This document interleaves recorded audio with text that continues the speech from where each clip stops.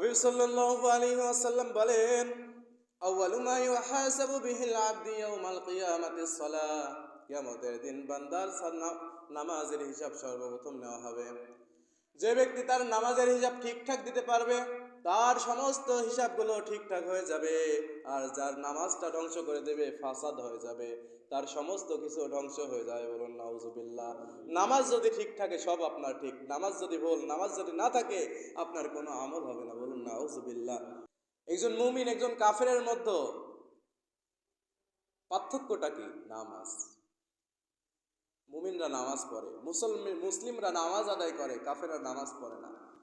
মুমিন এবং কাফের মধ্যে রাসূল সাল্লাল্লাহু আলাইহি ওয়াসাল্লাম বলেন, আল্লাহ পাক রব্বুল আলামিনের বান্দাদের মধ্যে পার্থক্য হলো তারকুস সালাহ, নামাজ। নামাজ নামাজ হলো পার্থক্যকারী। বলুন সুবহানাল্লাহ। এই নামাজের কাছে আমাদের আসতে হবে, ঠিক কিনা বলেন? নামাজকে যদি আমরা না আসি, নামাজের কাছে যদি না আসি, তাহলে আমাদের দুনিয়া শেষ, আখিরাতও শেষ। বলুন নাউজুবিল্লাহ।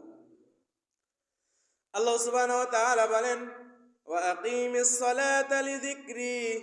ও আমার উম্মতরা, ও আমার বান্দারা, তোমরা নামাজ আদায় করো আমি আল্লাহ পাক রব্বুল আলামিনের সন্তুষ্টির জন্য, আমি আল্লাহ পাক রব্বুল আলামিনের স্মরণের জন্য। নামাজ কিসের জন্য পড়তে হবে?